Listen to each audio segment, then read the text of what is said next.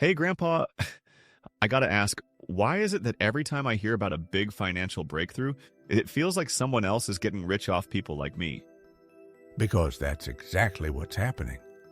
The biggest scams of our lifetime weren't pulled off by criminals in ski masks.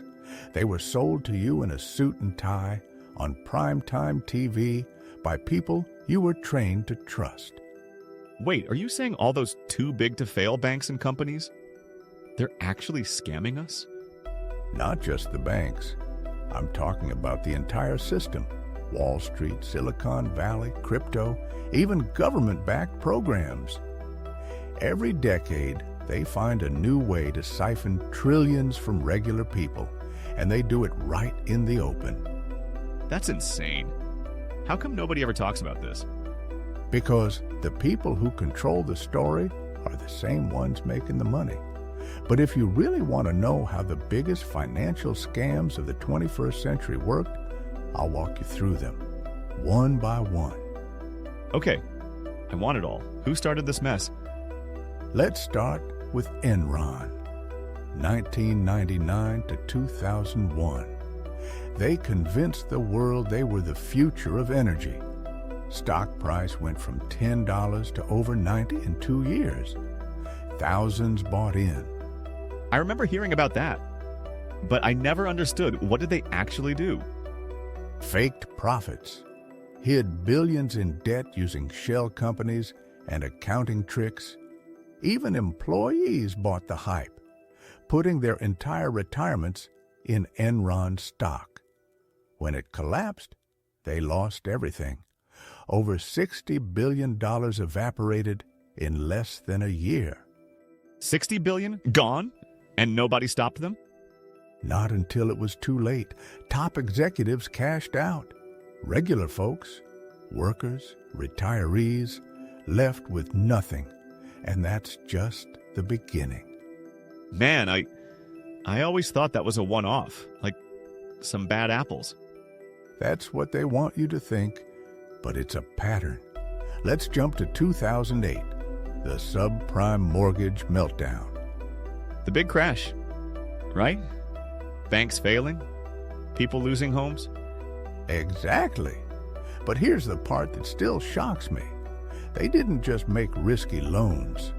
Wall Street bundled up garbage mortgages, slapped a AAA rating on them, and sold them to pension funds, municipalities, even teachers' retirement accounts. Wait, so my teacher's retirement could have been blown up by those bankers? Absolutely. The system was rigged. Mortgage brokers pushed loans on people who couldn't afford them. Then the banks sold those toxic loans as safe investments. When the bubble burst, over 8 million families lost their homes. Trillions in wealth just gone. That's evil. But weren't any of those bank CEOs held responsible? Not a single one did jail time. Most walked away with millions in bonuses. Meanwhile, average Americans lost their homes, their jobs, their savings. How is that even legal? Because the laws were written by the same people who benefited from the scam. And it keeps happening. Okay, so that was 2008. What about after? Next came student loans. You know how invest in your education was the mantra? Yeah, that's what everyone told me. The government and private lenders handed out loans like candy. Tuition skyrocketed. Schools built fancy stadiums, marketing teams. But learning didn't get better. Now, over $1.6 trillion in student debt is choking your generation. I feel that every month, but why did nobody stop it? Because the money was too good. Lenders got guaranteed interest, colleges got endless funding, politicians got votes. You got a bill you can never discharge, even in bankruptcy. That's so messed up. And then came Silicon Valley, 2012. Theranos, Elizabeth Holmes. Oh, the fake blood test company? Promised to revolutionize healthcare. Secretly, It was all smoke and mirrors. They raised over $900 million from investors, including politicians, military officials, even Walgreens. But didn't anyone check if it actually worked? No one wanted to. The promise sounded too good. When the truth came out, tens of thousands of patients got faulty results. Investors lost almost everything. So it's not just banks. Tech, too. Tech especially. Remember WeWork? 2019 promised to change the way people work. Investors threw in billions. CEO Adam Neumann cashed out $700 million before the IPO even happened. Company value tanked, regular employees lost their jobs, and SoftBank had to eat billions in losses. It's always the regular people who end up holding the bag. That's the scam. They sell you a dream, keep the risk hidden, then cash out before the music stops. Hold on. What about crypto? That's supposed to be the future, right? Crypto's a goldmine for scammers. FTX, 2022. Sam Bankman-Fried convinced millions he'd built a safe, transparent exchange. Instead, he used billions in customer funds to gamble, donate to politicians, and buy luxury real estate. So he just took people's money and bet with it? Exactly. When it collapsed, over 1 million customers lost their savings. Total losses? Over $8 billion. $8 billion? How does someone even get away with that? By making you feel like you'll miss out if you don't join. FOMO is their favorite tool. But it's not just crypto, right? No, there's always a new scam every year. Remember payday loans? Fast cash, no credit check. They charge interest rates over 400%. People get trapped. Rollover loans, more fees, more debt. Total industry makes over $10 billion a year, mostly from the poorest Americans. I feel sick. And let's not forget MLMs, multi-level marketing, Herbalife, Amway, LuLaRoe. They promise, be your own boss. In reality, almost everyone loses money except the people at the top. I knew people in college who got sucked into that. They bought inventory they couldn't sell, lost thousands. That's by design. The product isn't really leggings or shakes, it's recruiting new victims. So, basically, every time someone says once-in-a-lifetime opportunity, I should run. Unless you're the one selling, yes. Grandpa, why does it always end the same way? The rich get richer, and everyone else gets wiped out. Because the system is built to protect them, not you.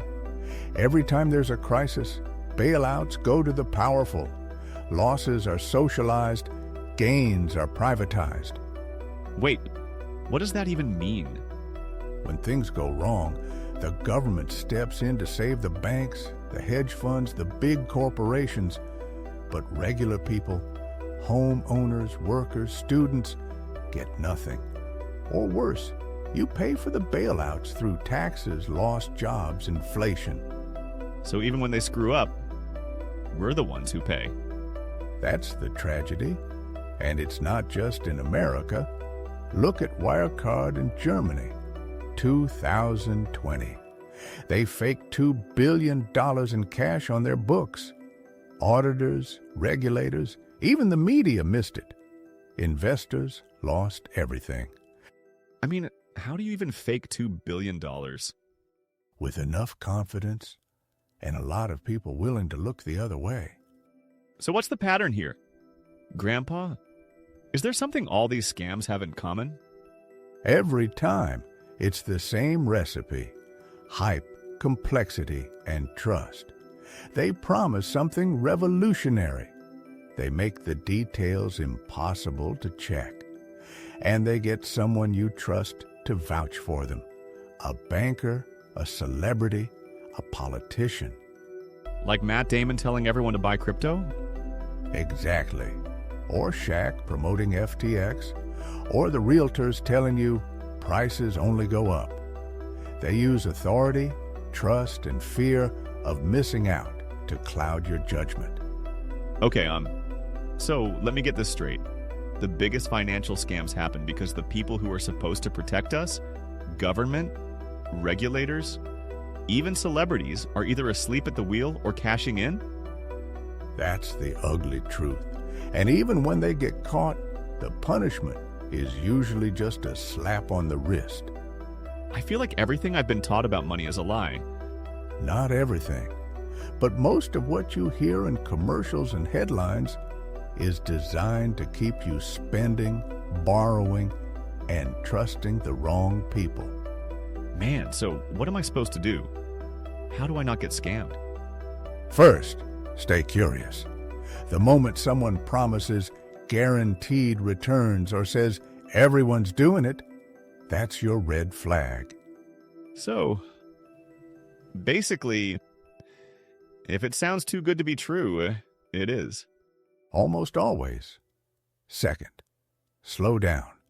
Scams rely on urgency. Buy now before it's gone is their favorite line.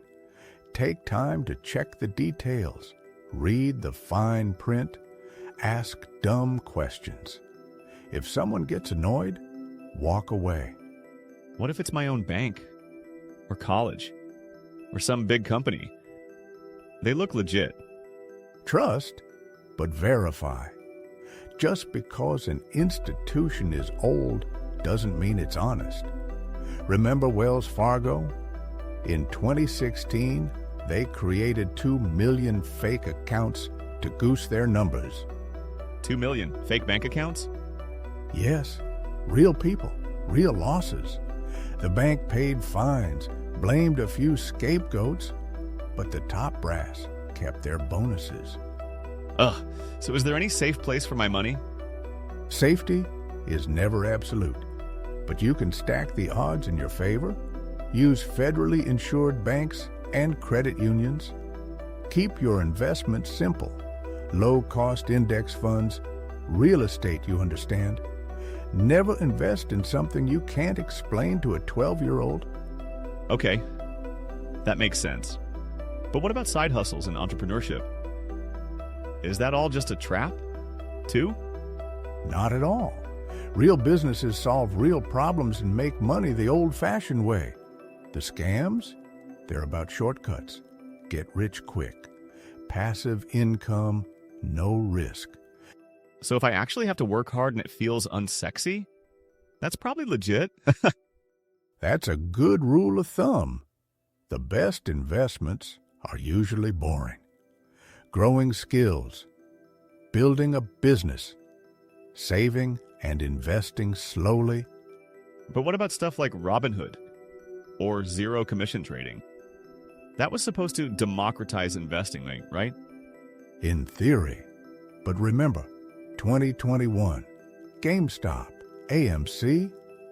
Robinhood halted trading just when regular people were about to win.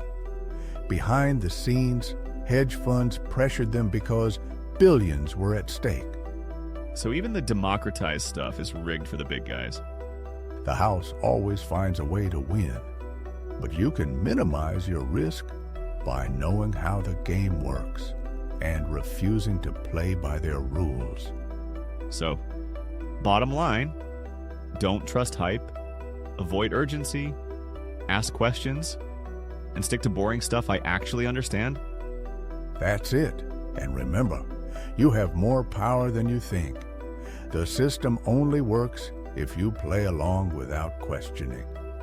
I wish someone had told me all this 10 years ago. That's why we're having this conversation now, and why you'll tell your friends, your kids, anyone who'll listen. So, what's the one thing I should do right now? Start by tracking every dollar. Know where your money goes. Cut out any fees you don't understand. If you're investing, stick to what's proven. No fads, no get-rich-quick. And most important, protect your mind from the hype. Got it. So my brain is my biggest asset? Absolutely. Scammers can't steal your money if they can't steal your trust. Thanks. Grandpa, I'm going to start looking at everything twice, and maybe even say no once in a while. That's the start of real financial freedom. Stay skeptical, stay curious, and you'll be ahead of 99% of people. Now, if only everyone else could hear this. Someday, maybe they will. But for now, you know the truth. And that's where real wealth begins.